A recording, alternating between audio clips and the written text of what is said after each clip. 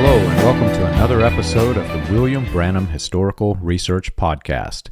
I'm your host, John Collins, the author and founder of William Branham Historical Research at william-branham.org, and with me I have my co-host, researcher, minister, and friend, Charles Paisley, the founder of ChristianGospelChurch.org.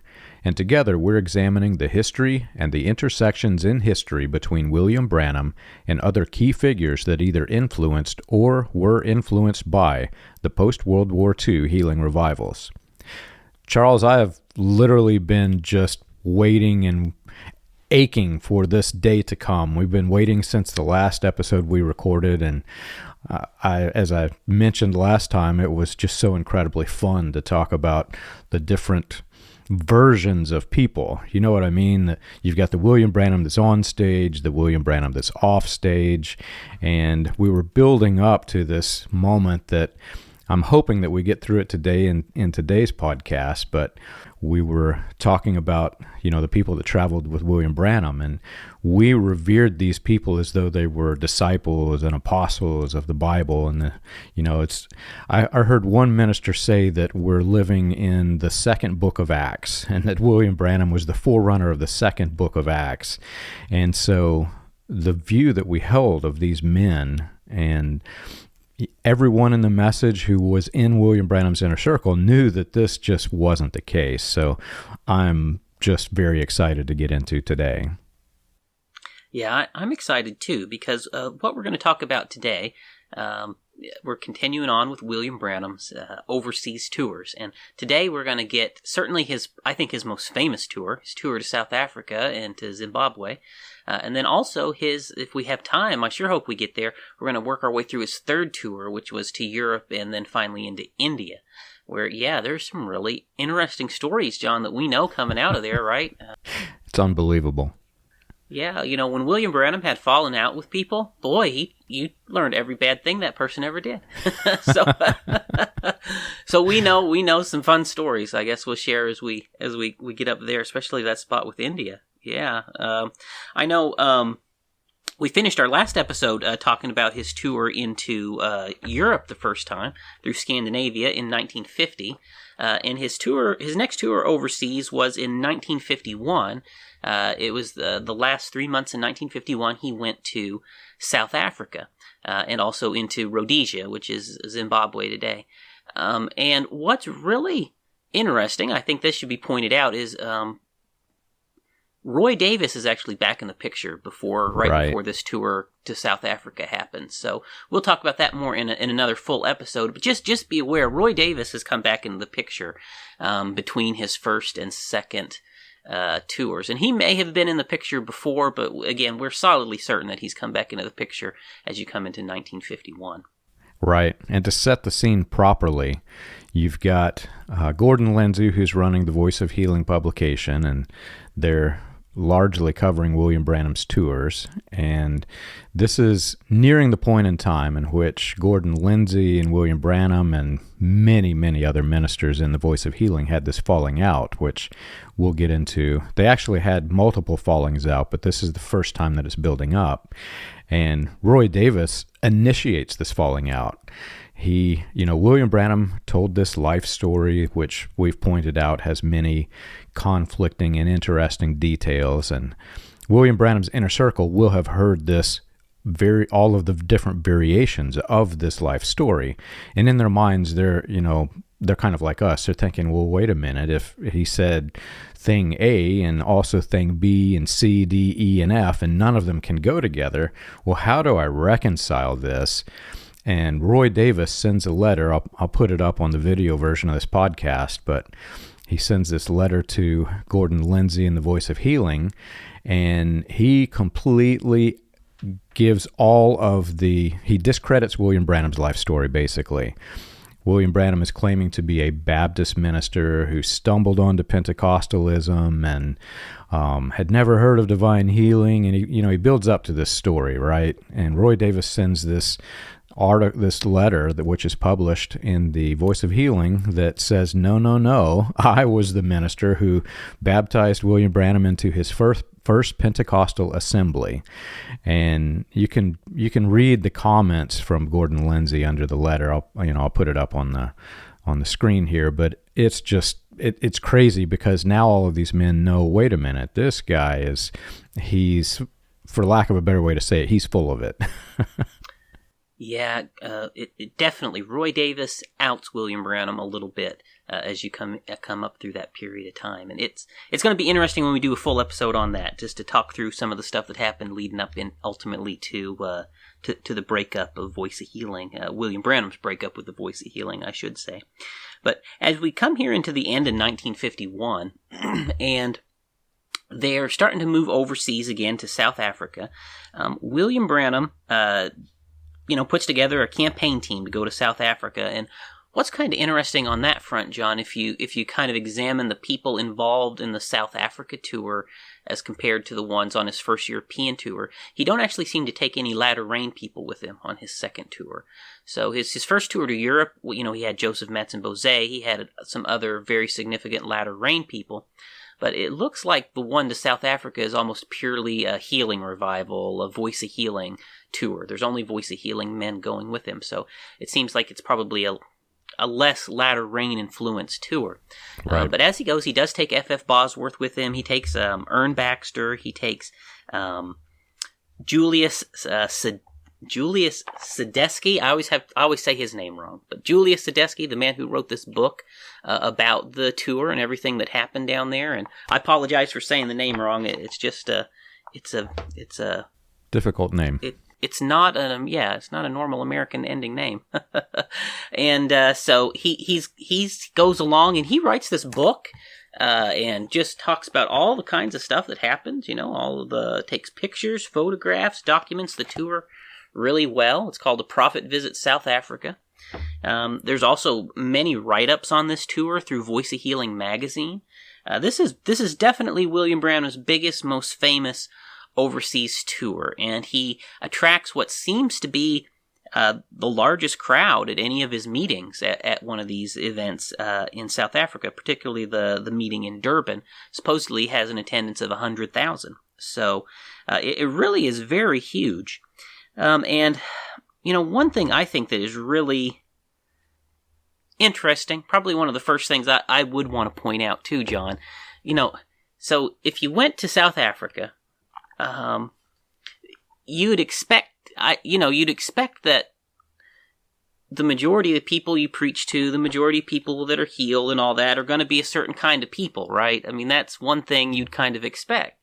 Well, that's what we were taught, right? We were taught that it was the healing, the reason for the healing wasn't showmanship, and that's what differentiated William Branham from all of the others, the thousands of others who were doing the same thing. It was that the healing was to attract them to the message, and the message was to be the bride of Christ, and we were to be this elite group that's better than all other Christians.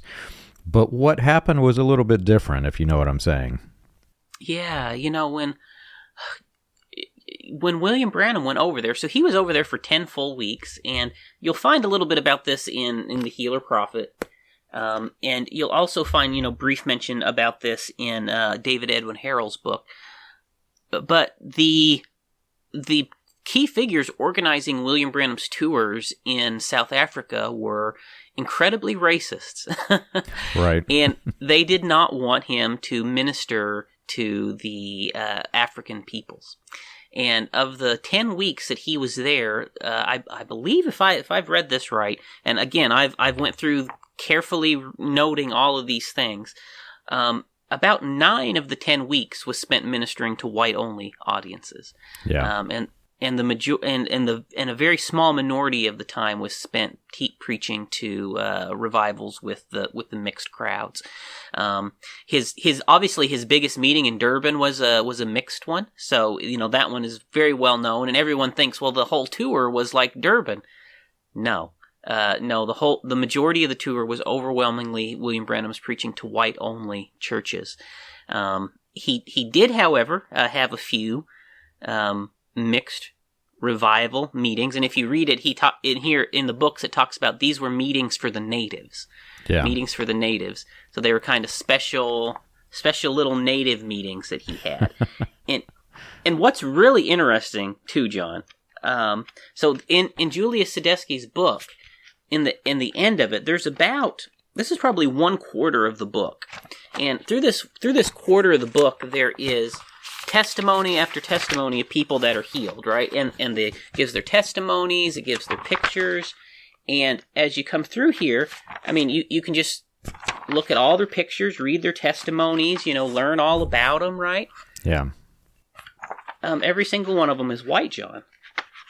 There's not every single picture, every single person in these healing testimonies is white people. And so, to me, that's just a little unusual. How do you go to Africa and have, a 10-week tour, and your book, that you come back publicizing it, you only have your healing section testimonies is only got pictures of white people? I've put a lot of thought into that question because, in this era, you cannot say that based on this alone that any of these men were racist. But yet at the same time, we have other examples of key figures in American Christianity who were publishing articles of both black and white people. So you've got this distinct difference between William Branham and the men who were in his inner circle and the other leading figures in Pentecostalism and just fundamentalist Christianity who were openly displaying the fact that they have interracial revivals and meetings. So there's one key difference. There's another element to this that I will never get the answer to the question, but it will always be in the back of my mind. You have to put into perspective the overall timeline of what would happen with William Branham and Roy Davis. It was during these years that Davis was rising up to become the imperial wizard of the original Knights of the Ku Klux Klan, and he was fighting harsh battles through Louisiana, Texas, Arkansas, Oklahoma, Florida, basically everywhere from Florida to mid Texas, right? And then a little bit north. So he is fighting all these battles to basically build himself up and work his way up. Well, then you see William Branham, who's just been outed by Roy Davis, and you see this moment of separation. Even in the recordings of William Branham, he kind of transitions to, I was with, he still called him Dr. Davis, even though he wasn't a doctor. I was with Dr. Davis, but we had this disagreement over my angel. And here's Davis completely overturning this whole angel story in the newsletter. So the question forms in your mind. Here's William Branham, who's only portraying white people in these revivals, even though there's several black people who claim to be healed in Africa. We can't deny that there are several that claim this, but he's advertising only the white. So the question that forms in my mind, which I'll never answer because these men are all dead, was William Branham creating healthy competition for Roy Davis during these years? Yeah, it's an unusual thing, as I look through this, it's a curious oddity to me. It really, when in the first half of the book, you do get pictures of his crowds and different things, but really when you stand back and you look at it,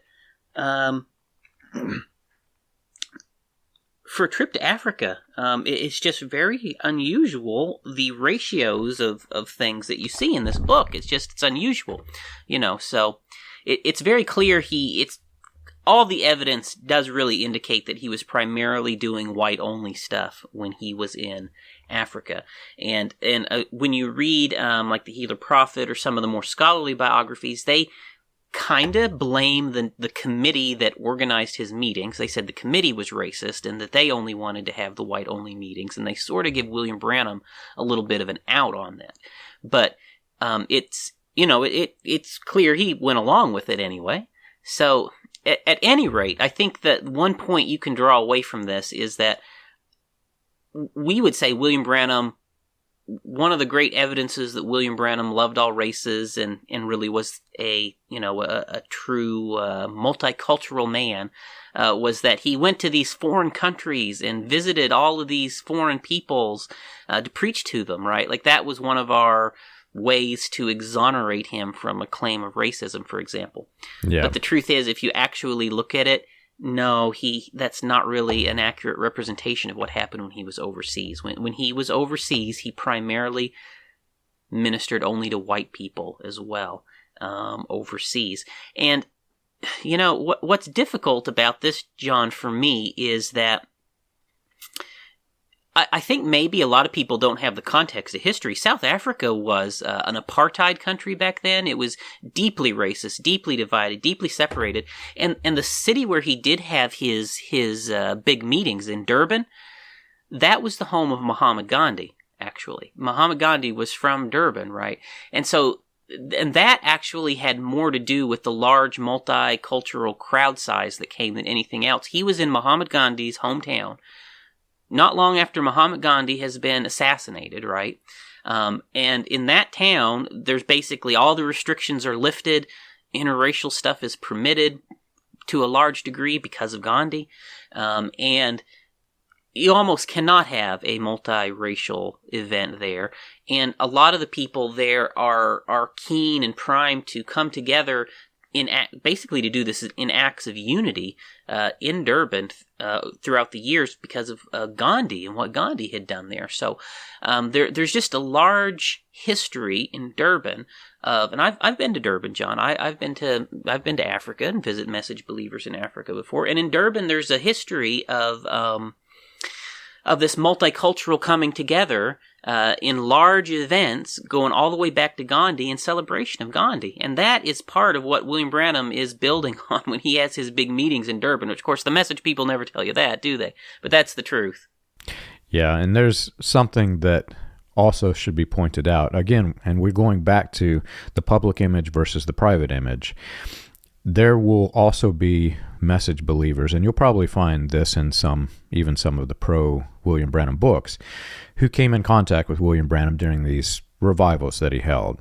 It's not that he was exclusively separating himself from white, but the operation was to the white, from what we can tell, at least from the history that you pointed out. Yeah, William Branham had, in the best case scenario, he had, I would say, like a patronizing form of racism. The best case scenario, right? He was very patronizing of non-whites, and it's terrible, And they believe, and we're going to get into this when we do an episode on serpent seed and so forth, John. They really believe that black people are the descendant of the serpent, and the other non-races are as well. Slavery. Our pastor was a deep apologist for slavery, very apologetic for slavery. We'll get into that. And speaking of that, I believe on the South Africa tour, isn't this where William Branham got his slave statue at, John? Is this when that came into the picture? I believe it was, and I'll put an image of the statue up for the viewers who are watching the YouTube version of this, but it is the most racist thing that I have ever seen. I did not know this existed until it was actually like maybe 2 years ago I learned of this, but it was openly displayed and is still openly displayed. And it is right down to the most horrific thing that I have ever seen, and it is on display in the museum of William Branham that they keep in his den. Yeah, it is absolutely incredible. You're spot on. It is I'm the same thing, John. It is the most racist thing I have ever laid my eyes on in my life. And yeah, it's on display in William Branham's den, in his memorial. It's incredible. It's incredible. And what kind of a person would want something like that in their house? And again, I'll point out the difference between the public image and the private image. Nobody knew of this. I certainly did not know, and I was in the family that's in William Branham's inner circle. So in private, he's got this horrific slavery statue. In public, he's saying that he's against slavery, it's wrong, and all of these things. Again, go back to the other ministers who were openly supportive of equality of races. They would have never dreamed of owning one of these things. In fact, had they saw one, they probably would have taken it and tried to destroy it. But William Branham puts it on display in his den, which later becomes his museum. Yeah, it's something else. So, William Branham's tour, through South Africa, like I said, it took about 10 weeks.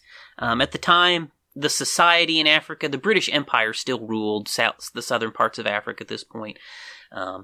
And it was still very, very segregated, very racist, and it would continue to be that way. I think up into the 1990s, John. South Africa, Rhodesia, Zimbabwe. I think they changed. I believe in the 70s. I believe they switched over. But South Africa continued to be an apartheid country up through the 1990s, I believe. Yeah. So that it continued for a very long time. This very racist structure of leadership style in South Africa. So I think it might have been fair to say that they're even more rigid than it was in the United States in how they structured races in South Africa. And long after segregation had been banned in the United States, it continued to live on in South Africa. It's something else. So anyways, William Branham, he goes around, he has his tours, he visits most of the major cities in South Africa, and he does make one stop in Rhodesia, Zimbabwe. And through all of that, there's all kinds of testimonies of healing. I mean, just all kinds, John. And Julius Sadecki puts them in his book. If you read through here, there's probably a good 75 to 100 cases of reported healings in this book. Which it really seems to be an amazing thing. But just like every other single country that William Branham went to and had tours, the looks didn't match reality. There's a man named Wyman Miller. Him and several other ministers in South Africa investigated the healings from William Branham's South Africa campaigns, and they did it right in the immediate aftermath of the tour. And there are over 40 cases in this book, John, that they have documented of failed healings that happened on these tours in South Africa. It really is incredible. And I did want to just read one of them here, because I've tried, with every one of our tours and everything, I've tried to just convey to our readers that these things were not what they seemed. These failed healings were not happening just once or twice here or there, but they were happening everywhere, on every tour, every time. And I really want to bring that home again on this South Africa tour by reading just one of the failed healing stories out of it. And so here's the story of one case. This is a doctor named Michael Plaz, and I'm just going to read it out of this book here. It says, Dr. Michael Plaz, 23 years old, was a houseman at Addington Hospital. As a medical student, he had leukemia, but bravely carried out his studies. Leukemia was the same thing that Carol Ruth Strubler had. He knew he was doomed in the human sense, but showed amazing pluck. I was there when Branham dramatically singled him out and said, "Cancer of the blood, you are cured." It was in a big, dramatic way. But I suspected that William Branham knew all along that he was in the audience near the front, for he was a hospital case and a doctor besides, and many others knew of his presence. Well, Dr. Plaz went back to the hospital. He discharged himself the next morning, strongly against the advice of the medical superintendent. He went to his home in Shepstone, seemed well for 12 hours, and then got sick again and was dead in less than a month.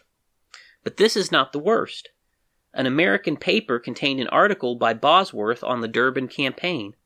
In it, Bosworth cites this wonderful cure of Dr. Plaz, adding that the hospital staff examined him the next day and found his blood entirely free from cancer, whereas exactly the opposite had been the case. The medical staff thought he was foolish to leave, and there had been no change in his blood condition, and they were proved right. The same Boston article mentioned crowds of 80,000 to 100,000 at the Grayville Racehorse, whereas its utmost capacity is just over 20,000. Of course, his friends in the States would not know any better on this point, and they would swallow it as it stands. So, it's incredible, isn't it, John? It is. Here's a doctor. William Branham's told him he's healed. He leaves the hospital. He goes off his medical treatment. He dies. And Bosworth and the Branham campaign come back to America publishing newspaper stories about him being healed. And he's already dead and buried, and they're publishing newspaper articles about him being healed. And that's a common pattern through these things. Many of the people that they say are healed are actually dead and buried, and they're coming around telling their testimonies. Kind of like the King George story. Yeah. And again, back to the public image, the private image, these weren't men who were champions against divine healing, but that's the way they've been portrayed. In every one of these revivals, from the earliest that we can find that are recorded until William Branham's death, you're going to find men who are stepping forward and saying, no, this wasn't the case. I know of 10, 15, 20, 100 cases where William Branham's alleged healing failed. And the cult and the inner circle and the publicists, they all point to these men as though they're champions of the devil, basically. But all they're doing is throwing a counterbalance to the scale. They're telling us these men publicly are making these claims, and they're only having a selection of the people, of the overall people that were prayed for and pronounced as healed. But here's the counterbalance to the scale. Here are the ones that aren't healed. And I'd like to point out, public image versus private image. We were indoctrinated to think that we don't listen to any of these testimonies because that's the devil trying to influence us away from believing William Branham. You'll even find that in the comments of our previous videos and podcasts. Message believers who will come and say, you're only talking about the failures. What about the hundreds that were healed? I question where there are hundreds, but we're also just showing the counterbalance of the scale, and public image versus private image. There are things going on behind the scenes of all of this that when it leaks out, it's totally distorted and twisted. For example, William Branham claimed that he was this great hunter, this Native American who respected the land and the animals, and he only ate what he killed, and you too should only kill what you eat. I said that backwards. And so there are many hunters today that they'll hunt and they make sure that they eat what they kill because this is what the man said. And then these safari pictures start surfacing of William Branham, and well, what do you do with this? Here's William Branham who's in this tour in Africa, and he's paid for some kind of hunting excursion tour, and they're taking him where he can, from a Jeep, pick off, large game, take him down, have his picture taken with him, and he's just slaughtering all these animals. There's no way that William Branham ate a zebra. I'm going to say that the man did not eat this zebra, right? But we have photos of him shooting zebras and elk and, all of these different animals. And he's in the private image, the private side of the outside of the public view. When we came across these photographs, this was this great thing because he's William Branham, the mighty hunter. And we weren't really allowed to think, well, wait a minute, he's not practicing what he's preaching because he's out there having fun. And I should point out, I don't think it was this tour, I think it was one of the later ones, but he's out there wearing shorts. We actually have a photograph of the man who is calling all of the men, quote unquote, sissies for wearing shorts. And here he is standing there on a safari in Africa wearing shorts. And we noticed a long time ago that in this photograph, his legs are tan, suggesting that he often wore shorts. Yeah, it really is something else. When you just step back and you take the blinders off, because again, I still have some. I still have some affection, I guess, in my heart towards William Branham, John. You might say, how is that possible? Well, I don't know.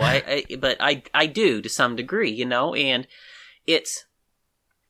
I heard someone say it like this. There's a preacher friend of mine said it like this, John. He said, if your wife is unfaithful to you, right, and your relationship deteriorates, well, that don't mean you didn't love her back before she was unfaithful, right? Really with William Branham, this is the same thing. We loved William Branham. He was God's prophet. We loved William Branham, but It turned out he had been unfaithful to us. And that don't mean that we didn't really love him. And that's why our heart is broke so bad. John, I know for me, that's why my heart breaks so bad. Not because I never believed the message. My heart breaks because I did believe this thing, and I loved this stuff, and I loved William Branham, and it breaks my heart to find out how unfaithful he was. And when it comes to these healing things, like you mentioned, it's not about just trying to make William Branham look bad. That's not it at all. But God don't work in terms of percentages. You know what I mean? God's not, you don't say, well, God has an 80% success rate. Are you kidding me? You don't say God has a 98% success rate. No, God has a 100% success rate, right? And so you can't even do what some of these people in the message try to do with these facts. You can't just look the other way and pretend that these things are not here and did not happen. There were massive amounts of people who were pronounced healed on every one of these campaigns, and they did not get better, and many of them died. That is the reality. William Branham, thus saith the Lord, pronounced all kinds of people healed, and many of them died. And there's just no way around that. God's not a failure, right? God don't fail. But clearly there's something wrong here with what William Branham is doing. And so what do you do with that? Yeah, and I'll point out, Charles, you're relatively new out of the message. It's kind of funny because I've watched you struggle not to say the phrase "Brother Branham," and I've watched you, and inside I chuckle every time because I struggle at this point. I'm so far beyond this now that I actually struggle not to call him Antichrist Branham. So there's this big difference between us, but we were indoctrinated to feel this affection. We were manipulated to feel this false affection. And what's really interesting is I personally know message believers who are well recognized in the message who have spoken with people in Islam. And they make this argument. Now think about this argument, Charles. They make this argument, why do you have this affection for the Prophet Muhammad? He's dead. He's gone. And the God you serve, the God of Islam, is supposed to be the God of Abraham, Isaac, and Jacob, which is the God that the Christians believe. Why don't you believe in Christianity? Why are you beholden to the Prophet Muhammad who's dead? And their response, well, we love him. He's the one who showed us the way. He has a special place in our hearts. We don't think Muhammad is God, but he was God's prophet. And think about that. I mean, this is in the message cult. It's the same exact thing. You've got real Christians who are now talking to the message people who are talking to the Islam people, and they're saying, "Well, why do you hold this reverence to William Branham? He's dead. He's gone. Why is it William Branham you serve or God?" And the similarities are overwhelming, but we were indoctrinated to be this way. So as time goes on, I strongly suspect you'll come to my conclusion. You'll be fighting back. It's very difficult not to call him Antichrist Branham instead of Brother Branham. Yeah, so, because we loved him so much and we had this aura around him, there are things that we just overlooked, right? Like, I know in our sect of the message, this is going towards that hunting stuff, John. We believe that, he was the return of Elijah, and he had the Elijah anointing, so he had to do all these Elijah-y things, right? Like, and among these Elijah-like things that he had to do is he had to be an outdoorsman. He had to be an outdoorsman, hunter, wilderness man, right? Like, that was one of our things. Did you all believe that in your sect? We believe did. It that way? I've made this joke, and I'll probably I'll probably get the word wrong because it's been so long since I've thought about it, but we had this whole plethora of men who had, had they not been in the cult, they would have never, ever picked up a gun to hunt. But they were unnaturally indoctrinated to believe that they too should be like the prophet Elijah. So you've got these men who are out there who don't even want to be out there. And also they were indoctrinated with the very weird, very unusual things that William Branham said, one of which is a story I'll tell here. William Branham said that he's talking about the water of life, and he tries to bring this Elijah stage persona in, and he says that if a deer, if you shoot it and it makes it to water, if it drinks, that deer will survive because it's the water, the giver of life. And I remember that. Yeah, so some friends of mine were out hunting one time, and this guy shot a deer, and the deer, it wasn't a good shot, and he missed, did not get the heart. Well, the deer went and then fell over dead, completely dead, but his head fell in the water, and the guy just starts stabbing it with a knife, and the guys are, what are you doing to this deer? And his head fell in the water. I don't want him to get up and run again. So he was worried about the zombie deer because of William Branham. Wow, that's incredible. Yeah, they're out being an outdoorsman and hunting is roughly the only acceptable hobby in the message. Right. And an overwhelmingly large percentage of message men follow in that hobby. Again, because it's really the only acceptable hobby in the message. Any other hobby you're liable to get whacked for. Preacher's going to preach a sermon at you if you have a hobby that, the prophet didn't have. I know people who the only video game they were allowed to play is the Big Game Hunter video game. Yeah, so William Branham on this trip to Africa, he went on a great big safari. He shot all kinds of animals, and we got all the pictures of that you can put up. But I think the biggest thing here, and again, I don't think a lot of people in the message know this, all of these accusations of failed healings and all of this stuff, this actually created a real big stigma around William Branham in South Africa. And when he tried to come back to South Africa the second time, which he did, he came back to South Africa again in 1965, South Africa banned him from holding revivals. They put restrictions on his visa to basically shut him down. The same thing that happened on his first tour to Europe and ended up in Norway. They basically shut down his healing revivals. The same thing happened in South Africa. South Africa shut down William Branham's healing revivals as a result of all the failed healings and things going on around the campaigns. And again, that just says something to me. It says something to me that now this is the second country that has put a stop to his healing campaigns. Yeah. And I always, we'll never have the answers to all these questions, but at that point in time when he returned the second time, Roy Davis had risen to the Imperial Wizard and William Branham had reconnected with him. And you have to wonder, was there some South African intelligence that knew these connections? And, there's so much more to the story that we'll never know. Yeah. Yeah, so that's the South Africa tour, and so William Branham came back home at the end of 1951. I think he was back home by Christmas. I think his tour went through close to the end of December, so he's back home for Christmas. And from there, he actually stayed home for all in 1952 and all in 1953, I believe. In both 1952 and 53, he stayed home, and he's touring mainly in North America again. And so... I don't know, John, do we have time? Do you want to go on and talk about his third tour overseas? We have to get to the India story, man. I had this video that I put up a long time ago.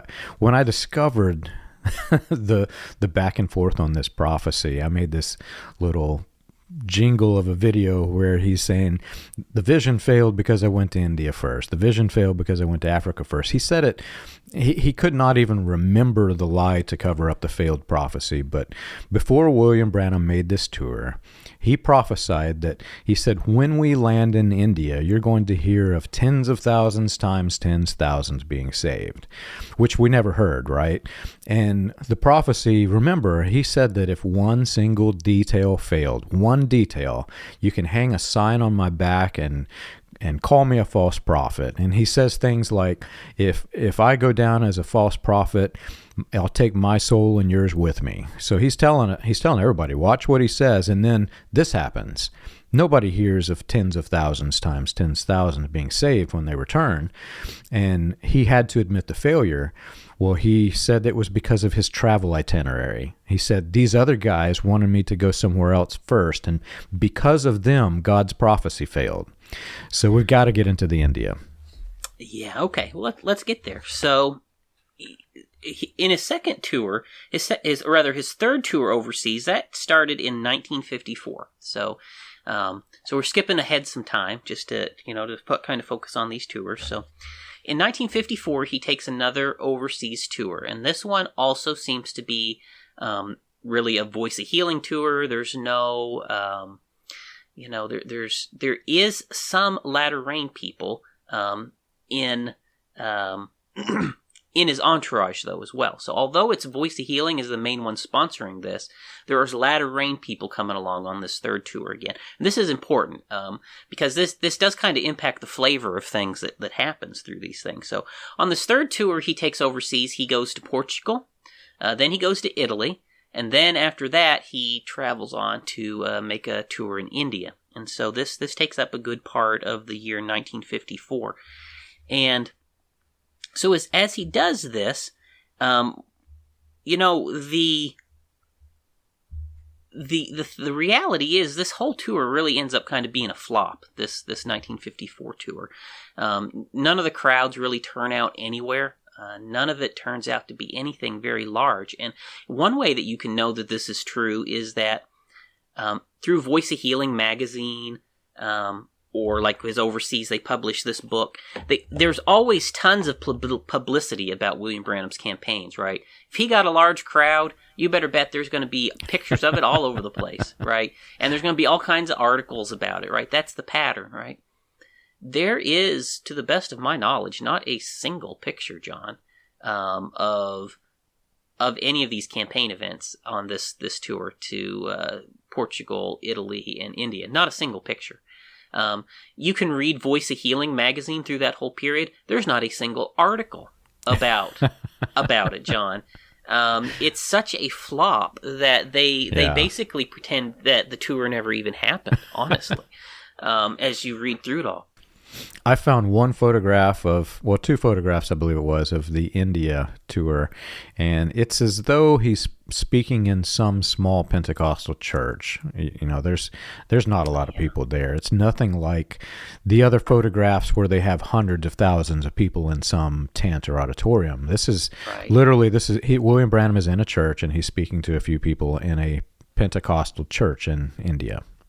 Yeah. What I can gather from reading all the material we have access to, this is, he rarely has more than a few hundred people in attendance at any of these meetings on this tour, which is minuscule, right? Minuscule compared to what he had been getting up to this point. So there's just tiny crowds coming to these meetings. It's so small that he's embarrassed to publish any pictures or detailed information on the campaign. That crowds are so small, right? Yeah. And it just kind of proves out as you look through all of the records on the tours that the tour was a flop. Now there are some interesting things though that happen on these tours. Yes, there are. And as we work towards India, maybe let me start with a couple of the interesting things that happened in Europe.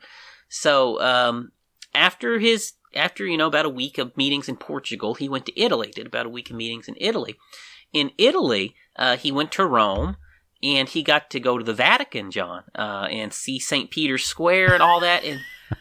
And of course we know William Branham is the most anti-Catholic preacher, of the era, perhaps. I don't know of a more anti-Catholic preacher than William Branham, John. And here he goes to Rome, to the Vatican, and he makes a lot of hay out of this through the years, doesn't he? He talks about how he got to see the papal tiara, and he got to see the papal throne, and basically he can confirm to us personally that every evil thing is true, right, about the Pope. It's very much like Place Pigalle. from a personal sense, Place Pigalle was the epitome of the worst thing that you could go see. And he says, I want to go see it. So I went and saw it, went and saw these naked people. Well, from a religious sense, Rome and the places that he's describing in Rome are, from a religious sense, the same epitome of evil. Well, I've got to go see it. It just doesn't make any sense. Yeah, and again, we're not defending the Catholic Church. They've got their fair share of problems, right? So Yes. that's certainly not what we're doing, is defending the Catholic Church. But William Branham, though, he actually made up a lot of stuff that he saw in Rome. There's stories. He said, I saw this, that, or the other. And there's no such thing. They don't exist. One very prominent thing he made up is he claimed that he saw the words vicarious filii Dei, which is 666, right? Yeah. Wrote over the top of the papal throne, right? That was a very big claim that he made. But there's no 666 wrote. This does not exist, right? Like he just made up quite a number of things. On this tour, and again, you can get pictures, you can look at what's over the papal throne. There is Latin writing up on a lot of the walls, but none of it's vicarious filii Dei, none of it is 666, right? Like no. It's just not true. And I'll maybe shoot you a picture that you can put up on the screen of what really is there. So that happened. It was a strategy, it was a propaganda strategy, basically, to come back and present the notion to all of the people who are on the fence of whether or not his end of days prophecies are correct. And he says, well, I just saw 666 above the Pope. This is it. I'm right. And they believe, yes. I know people that believe it. They still say that this really happened, but this, well, like you said, this did not happen. Yeah, he basically presents himself, the prophet of the age, have went on this fact-finding tour to Rome, and I have indeed confirmed, yes, everything I've told you about the Catholic Church is true, and I saw this, evidence of it. So he does that. After he leaves Rome, he heads to India. But on the way to India, John, here we got another king story. On the way to India, he has a layover in Cairo, Egypt. And I've got a quote on this we can put up on the screen, but on his layover to India in Cairo, he claims to have met King Farouk of Egypt, yes. 1954. So this is another one of the famous kings that he got to meet. But there's a problem, isn't there, John? With meeting King Farouk in Egypt in 1954. And let me share what that problem is, if it's not obvious to our listeners. So Egypt had overthrown the monarchy, and they didn't have a king in 1954, John. No. And their former king Farouk, didn't even live in Egypt at the time. He had been exiled years before. Yeah. So there was no King Farouk in Cairo, Egypt in 1954 when William Branham went to Cairo. So again, it seems like he made that story up about meeting the king of Egypt. It's because Egypt did not have a king at the time. It reminds me of the traveling magic elixir salesman on the Bonanza show. He's going into town saying, I healed the mayor of that city and this other city. Just go ask them. You can see that I healed the mayors. And, well, William Branham's on an international scale. I healed the king. I healed the other king. I healed the third king. Just go ask them. And he never saw one of these guys. It's incredible, John. For me, it's still just a knife in the heart to find out how he made this stuff up, right? Yeah. Especially with these kings. The angel told him that he was going to stand before these kings. And to find out that every single one of these king stories was a made-up hoax is unbelievable to me. Still to this day, it is unbelievable, John, that he made up all these king stories. And so, after that, he finally goes to India. He gets to India, and in India, there's zero pictures that come out of this. It really seems like he did have meetings, but in terms of numbers, in terms of something for him to write home and brag about, it seems like the India tour was a total flop, honestly. Yeah. And like you had mentioned, William Branham had this, he had this vision, right, before he went over there. And he shared this vision many times with people. It's on tape. And he more or less was thus saith the Lord, that he was going to... Here, I've got a quote of it right here. Let me read it to you. This is from 1954, Questions and Answers.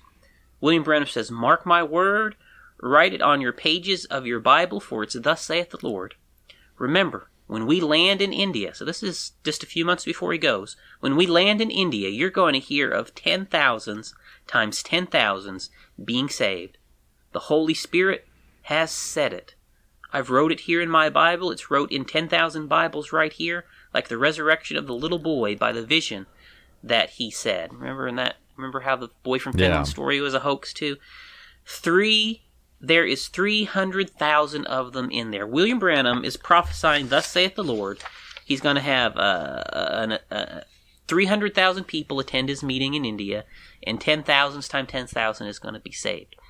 And so that is the expectation he has set with his audiences and his followers before he left.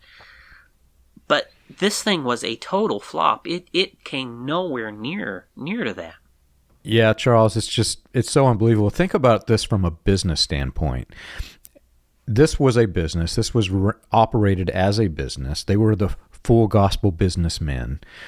And think of it strategically. What minister today, what evangelist today plans a tour without doing all of the planning on the other side, the advertising, building the crowds, bringing people to come? These men did not do this. Before they went into these countries, there was no targeted advertising to let people know that they're coming on the scale to which they presented themselves when they came back. There was probably a little bit of advertisement, but nothing to show the crowds for these alleged prophecies. I have to say, this looks very much like and they were getting donations for this. Give us money because I've got this prophecy. We're going to go overseas. This looks very much like they were wanting a good vacation, and they got people to fund it, and they went overseas and had a vacation. And while on vacation, they went to a few small churches so they could take a few photographs, write a few articles. But we're going to get into some very interesting things that happened while in India, and that combined with the pictures that we do have, combined with what we know about this meeting, for me, I can't look at this any other way. This was a vacation that, as a side effect, had a handful of meetings. Yeah, so that's an interesting take, John. I'll have to think about that. That certainly has some things to recommend itself. I think that what happens over here in India is definitely, from the perspective of his audiences back home, a crash and burn. Yeah. It definitely was not what he set up his people to expect. And when he comes back home from this thing, he's in cover-up mode in some extent coming home, right? Like he was very public in these thus saith the Lords about what this trip was supposed to be. And he comes back home and he goes immediately into an explanation, as he was so public in this. And this is one of the few times where William Branham actually more or less publicly admits his prophecy failed, right? Most of the time it's like King George, and he just keeps on telling the story for the rest of his life. But this one was such a failure that even like William Branham there's no way he could spin this into having happened. No. And so he has to somehow explain this away. And he does what you mentioned a little earlier. He more or less says that he didn't follow the vision properly, so God failed to honor the vision. And he makes up the story that the angel came to him and told him he was supposed to go to Africa before he went to India, and then things would have been fulfilled. But remember, he already went to Africa, didn't he? Didn't we just talk about that? So he said that the reason that the India vision failed was because he didn't go to Africa first. But he did go to Africa first. So it's really difficult to understand this. So what he does is, after this India trip, and the crowds don't materialize that he's prophesied, he basically carries his prophecy forward for the rest of his life, saying, well, it's still going to happen. It's still going to happen at this some point in the future. It's still going to happen. He thought it was going to happen after his 1965 trip to South Africa, right? When he was banned from preaching again in South Africa. So he keeps chasing this vision his whole life, this thus saith the Lord vision. And it never comes to pass, John. It never happens. This is another one of the very well documented, very clear, very easy to understand, thus saith the Lord prophecies of William Branham that utterly failed. Failed. It was a monumental failure. And what's interesting is his cover-up scheme. After having told all of these people for all of these years, if you find one single detail that's incorrect, one detail, then I'm a false prophet and you can hang a false prophet sign on my back. I mean, think of this. God who knows everything.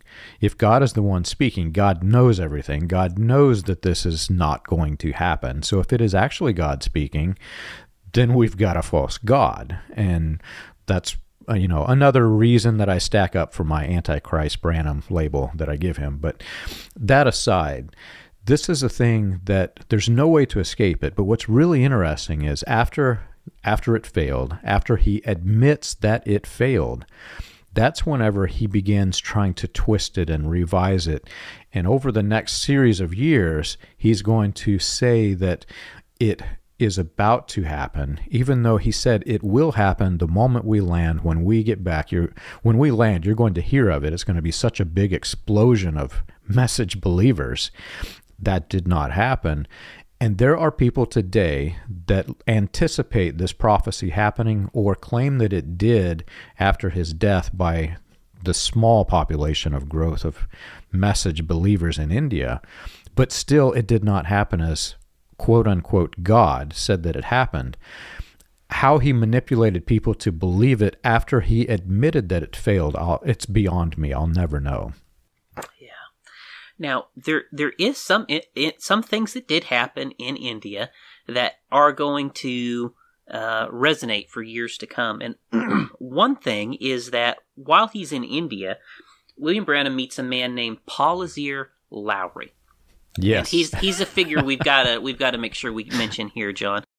I got one of Paul Lowry's books here called The Son of Man, and Paul Lowry kind of ends up being William Branham's chief lieutenant in India, coming out of these meetings in India. And, the movement grows, and if you notice, the title of this book is called The Son of Man. This is one of Lowry's tracts. Paul Lowry becomes very caught up in the manifested sons of God theology.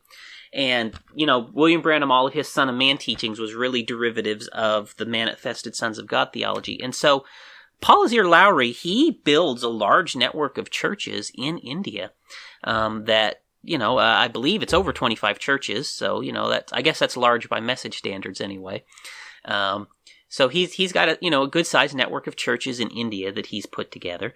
And they're growing a base of message believers in India through the years. And what's really interesting, John, this picture here that I held up, and you can put it up on the screen for the people.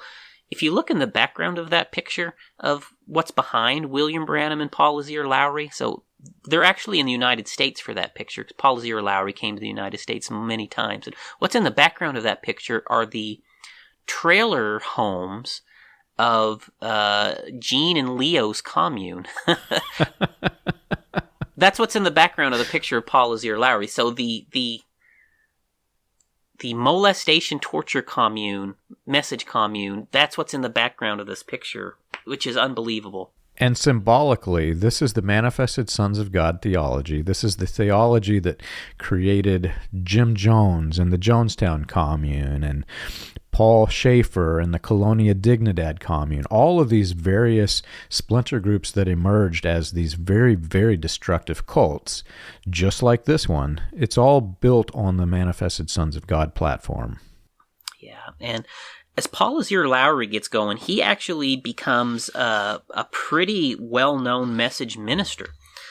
Coming up into the 60s, and after Brother Branham's death as well. And he attracts, after William Branham dies, he attracts a large following. He more or less sees himself as William Branham's successor after William Branham dies. and he then becomes the next manifested Son of God. He believes he became, again, you can read it. I'm not making this stuff up, okay? He believed that while watching the moon landing in 1969 on television, he was in Chicago at the time, watching the moon landing, that Jesus Christ returned in him, and he became the next manifested Son of God at the same time, that the, one small step for man, a giant leap for mankind. The exact same moment that happens, Paul Lowry becomes Jesus Christ reincarnate. One small step for Lowry, one large step for Branham kind. I know. And so these become some of the most extreme sects of the message pour out of this. And he was in Chicago at that time. He attracts a substantial number of people from the United States and Canada, moved to India, and these people, they really believe William Branham was God incarnate. They move on to think Lowry is the next God incarnate, and they become very, very radical, and a lot of really unusual things happen in their movements. And Paul Lowry maintains a large following, I believe, all the way up till his last years of life. And he actually has quite an impact in India, as far from what I understand. I am still contacted today by members of that group. And what's interesting is the vast majority of message cult believers in the United States believe that William Branham's India prophecy succeeded, and that there was this growth of message believers because of his trip, and therefore his prophecy must have succeeded. What they don't know is this is how it succeeded. Yeah, it is crazy, Their group baptizes and prays in the name of the Lord Branham Christ. It's bizarre, John, and it's actually scary heretical stuff, where that sect of people went. And sadly, I mean, that is one of William Branham's chief legacies in India is that really horrendous cult. So that happened in India. One other story, too, John, before we get to the very best story of all. So there's one other thing William Branham claimed, that he did on this tour to India. He claimed that on this tour that he visited the grave of Buddha, of Confucius, and of Muhammad. Right? Like he bragged about this quite a few times, how he visited the grave of Buddha and Confucius and Muhammad on this trip. But there's some problems there, isn't there, John? There's some big problems. Now, the first one, and this one it's kind of obvious once you think about it, but Buddha was cremated. He don't have a grave. I'm dying laughing. It kills me. If you go back and you look at all of the different graves that William Branham visited, he's mentioning places that even still today, some of these people, we don't even know where their graves are. But he says he's been there. I know. Confucius at the time, they certainly did not know where Confucius was even buried back then. They have since discovered, they believe, Confucius's grave, but it's in northern China. Yeah. Right? William Branham never went to China. He never got within thousands of miles of Confucius's grave. So, again, made that up. So he made up the Buddha grave, he made up Confucius' grave, and then Muhammad's grave. So Muhammad's grave is in Saudi Arabia, which so far, if you've listened, William Branham never went to Saudi Arabia on this tour yet. Now, he did on the way back. On the way back, he had a layover in Riyadh, John. Oh, really? I didn't realize that. Yeah, so he did land in Saudi Arabia on the return trip home. But Riyadh is hundreds of miles away from Medina, where the Prophet Muhammad is buried. Yeah. And, you can't get into Mecca or the Prophets. They don't let non-Muslims in. You cannot get into those places.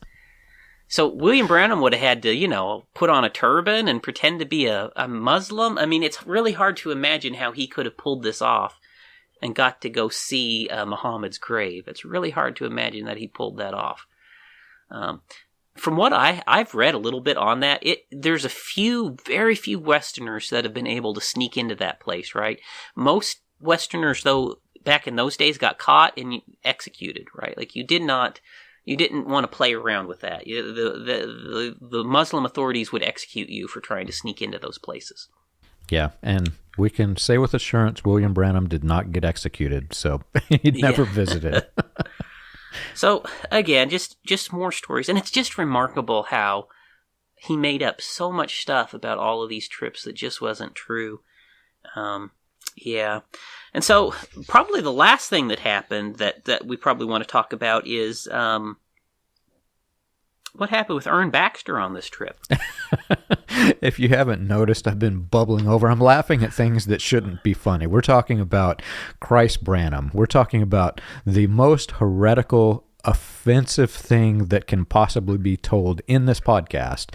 And I'm sitting here laughing because I'm waiting. I'm just chomping at the bits. We've got to talk about Ern Baxter.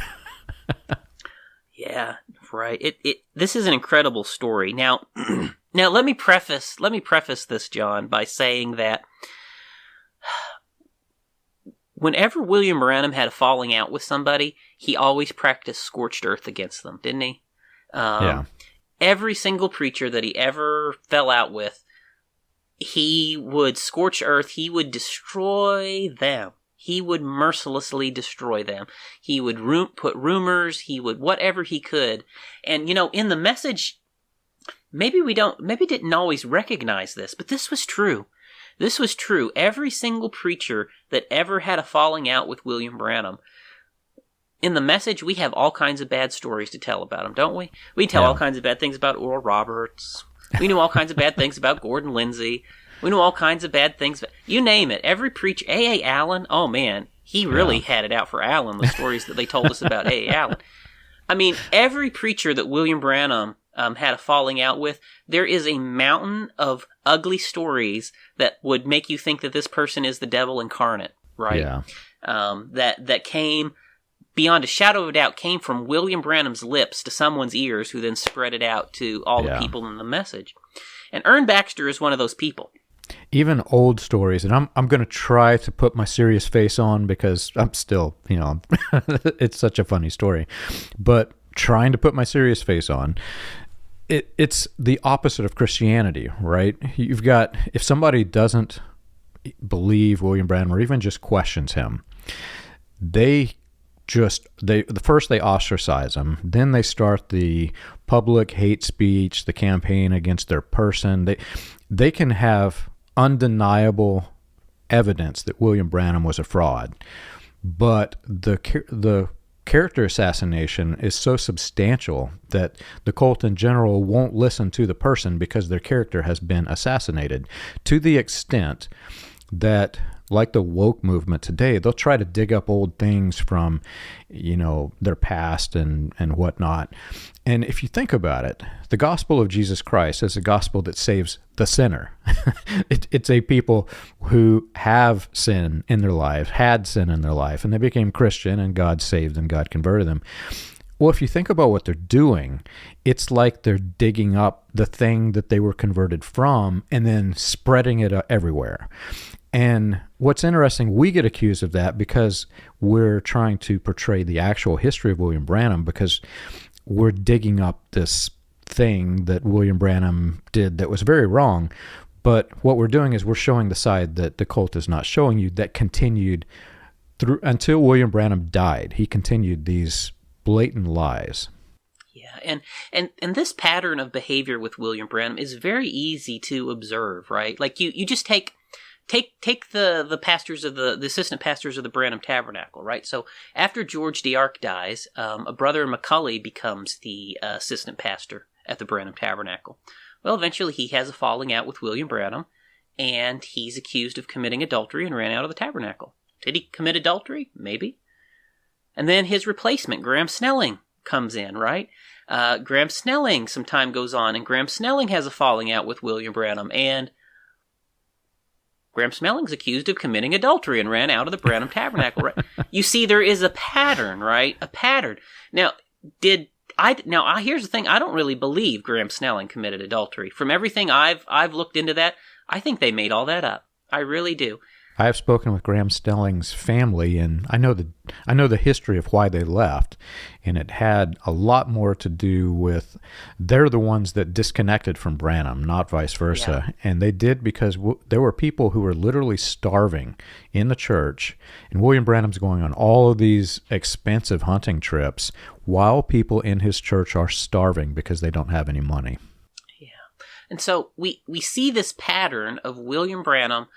When people turn against him or has the falling out, it seems like the go-to accusation is they're having adultery or something along that line, right? Some kind of a sexual sin is what it seems to be his go-to accusation to eliminate people who challenge him. And, it's hard for me to wrap my mind around that these kind of things would be done on purpose to destroy people, just to be cruel or to be vindictive, but I really think that is what the pattern tells us if we look at it. It's just mercilessly destroy anybody who gets in the way with whatever it takes. And I think that's what happens here with Ern Baxter. And here's the thing too, John, on this as well. And this is where I come from, John. This is true to the present day in the message, right? A lot of the leaders all have a mountain of dirt on each other. Yeah. It's purposefully it's so. Like, yes, like everybody, our church did it. Brother Jackson, Raymond Jackson did this in spades. He kept a dirt file on every other preacher. And we know this is true of many of the others. And they know all kinds of stuff that they did. And guess what? So long as you're friends, boy, you can just be about as dirty as you want, and we'll be good friends, right? But the moment you look at me cross-eyed, oh boy, we're gonna drop an atomic bomb on you. It's really dirty. It's really dirty and sleazy because they'll look the other way. Okay, yeah, you're an embezzler. Oh yeah, you're beating your wife. Yeah, you're having adultery. Well, you're still our friend. You can come be our friend, and we'll get along now. And those things by themselves are not enough to make them get rid of somebody. But wait a minute, you preach the week of Daniel only has 3.5 years left. My God, we're going to have to destroy you. I don't care that now the whole world needs to know you beat your wife, right? Like it's like that. It's ridiculous. It's terrible, and I know, and I'm not going to give names or details because it's horrific. Not only do they keep files like this on each other, I know of ministers who are in this cult and its various splinter groups who keep files on their members, and they know exactly what's going on. So if they ever cross that line, we know how to assassinate their character. But even worse than that, I know of big names in William Branham's cult, well-recognized people that everybody knows, who keeps the same file on their wives. And if the wife crosses a line, they're assassinated in the same way that everybody else is. It's just unbelievable what these men do to assassinate character if you cross that line, and that's not the way that a Christian behaves. What's also is important to catch here is that this is one of the main things that holds the message together. Mutual blackmail. I know. Okay. It's like Russia and the United States. They both have the nukes, right? Yeah. And they know if I nuke you, we're going to destroy each other. And there's a whole lot of that in the message. I even heard a very, very famous message cult minister say that he has the same type of file on William Branham. And he said that very publicly as a threat to William Branham's sons who run the cult headquarters. I've got this file and I have this dirt on William Branham. But he's saying it to his Branhamite congregation. Yeah, it's something else. I specifically speaking to my sect of the message, this is what I know for sure. This is what held things together for the last number of years was just the absolute dirt that people hold on each other. And, I'm so glad, John, that I was a perfect little message Christian that obeyed every rule. They had to make up some really pathetic stuff about me when I left because there wasn't no good juicy stuff to use against me. So, yeah. Anyway, it's terrible though. They will do anything they can to just try and destroy people. It really is terrible. So, Charles, I'm still chomping at the bit, and people can see my face. I'm bubbling over. We've got to talk about the elephant in the room. Yeah, so, well-known message story. You can find Raymond Jackson told this on tape, Lee Vales told this on tape, and these all come back from William Branham. On this trip, apparently, Ern Baxter was caught having relations with someone who wasn't his wife in a hotel room, right? Right. And this started, supposedly, a breakdown in relationships between William Branham and Ern Baxter. But, of course, these things wouldn't be made public until Ern Baxter crossed William Branham. Yeah, and I like you, I take it with a grain of salt because of the character assassination that we've mentioned. However, Sarah Branham's the Sarah Branham investigation, which you can find on our website, her attorney started digging, and he found that there were other key figures that were with William Branham who were doing similar things, one of which worked at spoken word publications, which later became conjointly a joint operation with Voice of God Recordings, the bigger cult headquarters. These same men were doing the same types of things, and if it were one single instance, I would say, okay, it's character assassination. I can't believe it. But now, because we have multiple, I actually have to give some credibility to this story. Yeah, I personally am completely on the fence, John. I think it's entirely possible William Branham could have totally fabricated the thing just to destroy Ern Baxter, because I've really come to see that William Branham is capable of those sort of things and has done those things in other cases. But then again, it's entirely possible that Ern Baxter really was that kind of a person, and William Branham, which is equally dirty, overlooked it, as long as they were buddies, right? Right. Either way, this all reflects bad on William Branham, right? Either he tolerated it for a period of time, right? Or he made it up. Right. Either way, William Branham made a serious debacle here with this. Yeah. So the story is, if you believe it or not, again, I kind of lean this way, but I could be proven wrong. I'm not going to come out and say explicitly, yes, this is true, but there's some credibility to it. But apparently, Ern Baxter was having relations with women on this tour, and he was so drunk that he was getting off the plane and couldn't even walk straight. And Lee Vale, who is William Branham's publicist, publicly mentions this in a recording.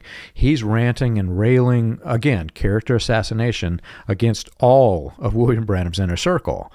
And the rant that he used against Ern Baxter was basically that he was a drunken womanizer. But he goes so far as to say that they knew this and that he continued to work with William Branham as a drunken womanizer. When Brother Branham went to India, he took with him some people. And I believe unknown to Brother Branham was one man. I'm not sure that Duplessis got him there or Ern Baxter. And I'm going to speak very plainly, and I've said it before, and I'm not the least alarmed to say it because it's the truth.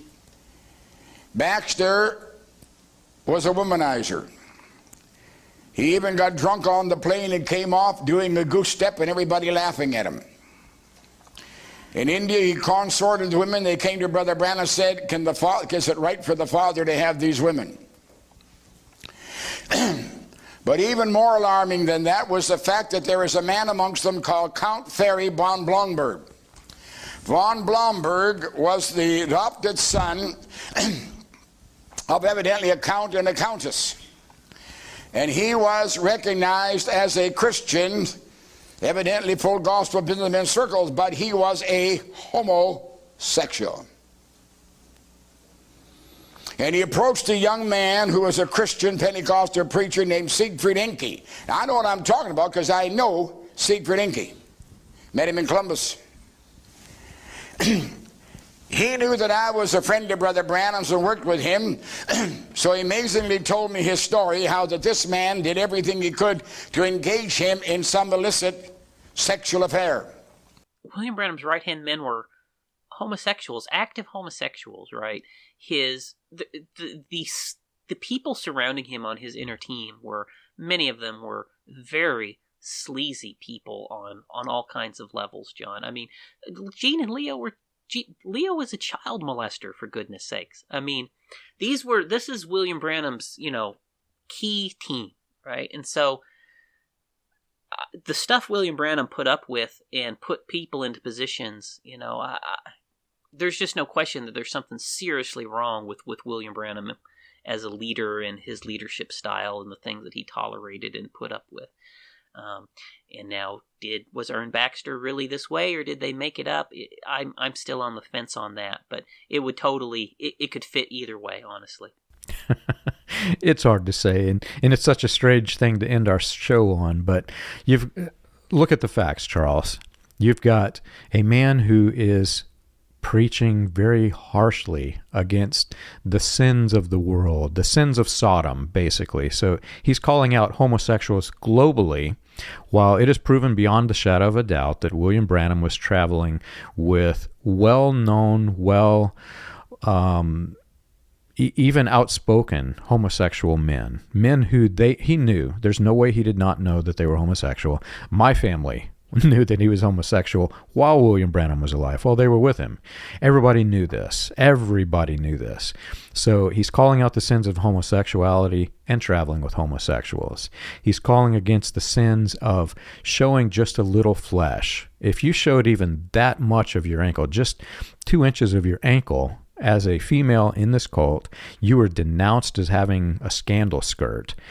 And he goes to Place Pigalle, where there are women with nothing on. He's talking about the sins of homosexuality, and he's seeing naked men at Place Pigalle. So he's doing all of these things. He's basically made his cult sponsor his vacation into Africa, Europe, different places, goes on hunting safaris, hunts, and kills big game. And he's saying that you have to eat everything that you kill. He's doing all these things that he speaks against. If you stack all of this up, if you have a scale and you put a weight for every single thing that he is doing that he says not to do on these trips versus the little evidence that we have that he was actually trying to live upright during these trips, the scale is just so unbalanced that, again, I have to actually ask the question: did this actually happen? I kind of lean that direction, but I'm not going to come out and say that Ern Baxter was a drunken womanizer. We have opened so many cans of worms in this episode, John, and we're going to have to deep dive every single one of them. We've got to deep dive the homosexual stuff. We've got to deep dive just thing after thing here. We've got to get more into Roy Davis. And next episode, John, we get to his last overseas tours. Let's just open up the last can of worms. Let's just throw in the Nazis next time, all right? Okay, so we're gonna rip the Band-Aid off, and we're just gonna start talking about the most terrible things of all. I think the next episode is probably going to be the most interesting episode that we have ever done on this show. It sets up the stage for research that I'm only skimming the surface of it. It runs so deep, and it is like, literally, Charles, it is like watching a James Bond movie. We're reading about this thing, and I still today, I cannot believe that this was tied to the religion of my family. But we've got to stop here. I'm looking at the clock, and we're so over. We're 30 minutes over now. So I'm going to end it, and just keep in mind, next show is going to be The Bombshell. If you've enjoyed our show and you want more information, check us out on the web. You can find us at william-branham.org and christiangospelchurch.org. For an overview of the historical research of William Branham and the healing revivals, read Preacher Behind the White Hoods, a critical examination of William Branham and his message, available on Amazon, Kindle, and Audible. Join us again next week. We've got a great episode coming.